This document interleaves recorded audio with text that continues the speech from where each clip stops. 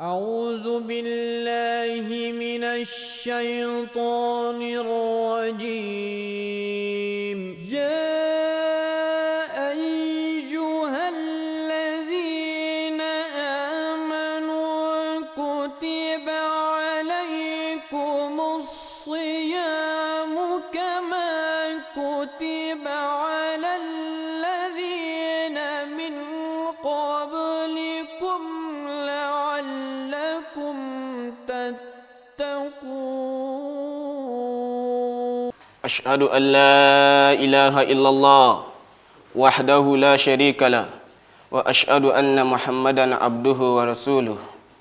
أما بعد فأعوذ بالله من الشيطان الرجيم بسم الله الرحمن الرحيم. gbogbo ọpẹ́ ẹ̀yìn tí Ọlọ́run ọba ní ṣe, ọba náà tí ó fún wa ní àǹfààní pé kí ààwẹ̀ Ramadan tọdún yìí kó bá wa ní ayé láyé láàyè àti láàyè rẹ̀. lẹ́yìn náà wá sí àsàlátù fún kárí ọlá Muhammad sallallahu alaihi wasallam, ẹni náà tí Ọlọ́run ọba lò gẹ́gẹ́ bí ọ̀pákùtẹ̀lẹ̀ ìmọ̀nà fún ẹnì kọ̀ọ̀kan wa. àwa ń bẹ Ọlọ́run ọba nínú àánú rẹ̀ kí ó jẹ́ kí a gba ààwẹ̀ náà já pẹ̀lú àlàáfíà ara. ẹ̀yin olùgbọ́ wa nílé, a kíra wa pẹ̀lú gbólóhùn èyí tí ó rẹwà jùlọ, àlàáfíà Ọlọ́run, ìkẹ́ rẹ̀ àti orí àjẹjẹtẹ̀ rẹ̀ tó ń jẹ́ àlùbáríkà kó máa bá ẹnì kọ̀ọ̀kan wa gbé. ohun tí a fi máa bára wa sọ̀rọ̀ òun náà ni ìjìnlẹ̀ pípín ìbùkún oṣù Ramadan sí ọ̀nà mẹ́ta gẹ́gẹ́ bí ìkẹ́, àforíjì àti ìgbàlà. ní abẹ́ ohun tá a fi ń bára wa sọ̀rọ̀ yìí, ibi tá a gbà wọlé òun náà ni àdìsí tí kárí ọlá Muhammad sallallahu alaihi wasallam tí a gba ẹgbàá rẹ̀ láti ẹnu Abu Hurairah tó sọ báyìí pé qala Rasulullah sallallahu alaihi wasallam, ànábì tí ìkẹ́ àtọ́lá ń bẹ fún sọ báyìí pé awwal Ramadan rahma, ẹ̀rí mẹ́wàá àkọ́kọ́ oṣù Ramadan ìkẹ́ni, wa awsatuhu maghfirah, àárín rẹ̀ ìyẹn mẹ́wàá ẹlẹ́ẹ̀kejì òun ni àforíjì ẹ̀ṣẹ̀, wa akhiru atqum minan nar, ìdákẹta tó jẹ́ mẹ́wàá ìgbẹ̀yìn tàbí ẹlẹ́ẹ̀kẹsàn òun ni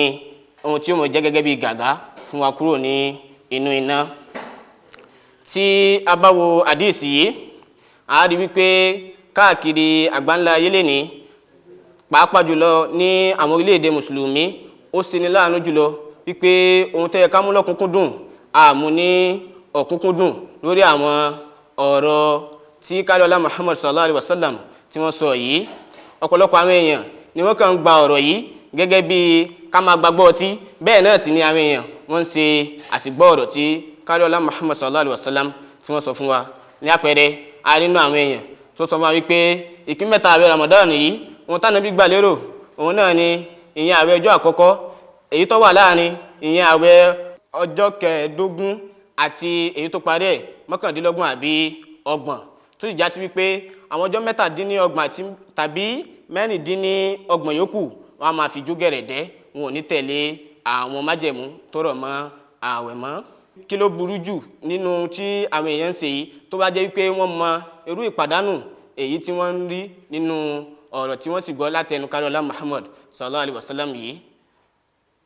Hazrat Masroor Ahmad tí ń ṣe khalifa karùn-ún fún Hazrat Muhammad alayhi salatu wasallam, nínú wáàsí jímọ̀ wọn èyí tí wọ́n ṣe ní ọjọ́ kẹwàá oṣù keje ní ọdún 2015, tí ń ṣe déédé ọjọ́ táàwẹ̀ di 22 ní ọdún náà lọ́hùn, khalifa sọ̀rọ̀ ní ọ̀pọ̀lọpọ̀ lórí ọ̀rọ̀ yìí. wọ́n tẹ̀síwájú, wọn ní ohun tó yẹ kó jẹ́ nǹkan gbòógì ní ọ̀dọ̀ ẹni tó bá pera ní olùgbàgbọ́ òdodo, òun náà ni wípé kó gbìyànjú láti lo mẹ́wàá àkọ́kọ́ yìí láti pé ó fi wá ìkẹ́ Ọlọ́run ọba, nítorí wípé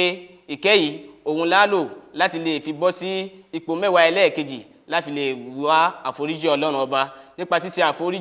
wíwá àforíjì Ọlọ́run ọba bó ṣe tọ́ àti bí ó ṣe yẹ nínú mẹ́wàá kẹ́yìn yìí, á wá fún láǹfààní láti jẹ́ wípé ó bọ́ sí ipò ẹni tí a mọ̀ sí muhsin, ẹni tó ń ṣe dáadáa. nípa eléyìí òun náà ni á wá tún fún láǹfààní lẹ́yìn ìgbà tó ti jẹ́ ẹni tó ti rí kẹ́ Ọlọ́run ọba gbà, ó sì ti rí àforíjì Ọlọ́run ọba, á wá jẹ́ kó jẹ́ gẹ́gẹ́ bí gàgá fún kúrò nínú gbogbo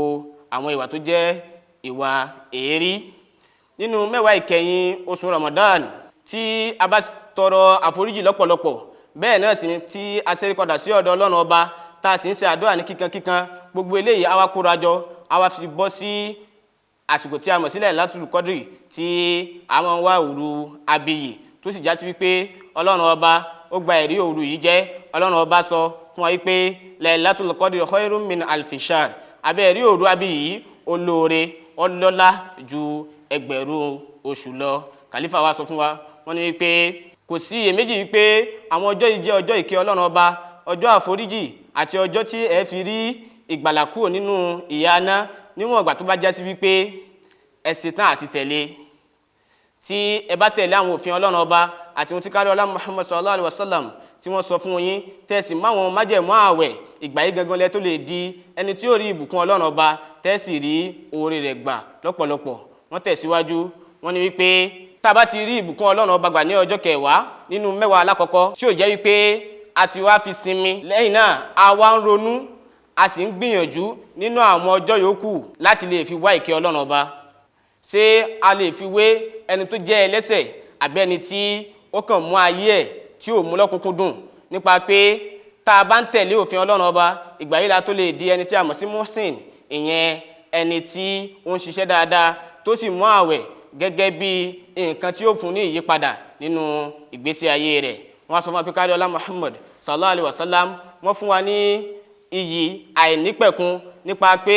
ọ̀rọ̀ àánú èyí tá a mọ̀ wá ní ọjọ́ kẹwàá àwẹ̀ Ramadan ó di dandan fún ẹnì kọ̀ọ̀kan wa ká lo eléyìí níwọ̀n ìgbà tí a bá ń ṣe ẹ̀mí láyé. Ṣùgbọ́n nígbà tó ti já sí wípé èṣù ti lọ lúgọdẹ ẹnì kọ̀ọ̀kan wa tó sì ń ṣì àwọn ènìyàn lọ́nà, níwọ̀n ìgbà tá a bá ti rí ìkẹ́ Ọlọ́run ọba tá a sì dúró ṣinṣin lójú ọ̀nà rẹ̀, a sì tá a ti béèrè fún ìrànlọ́wọ́ rẹ̀, èyí tó já sí wípé eléyìí náà ni ó fún wa láǹfààní láti lè bọ́ sí ipò ẹlẹ́ẹ̀kejì. Ọlọ́run ọba á sì fún wa ní àforíjì ẹ̀ṣẹ̀ pẹ̀lú agbára rẹ̀.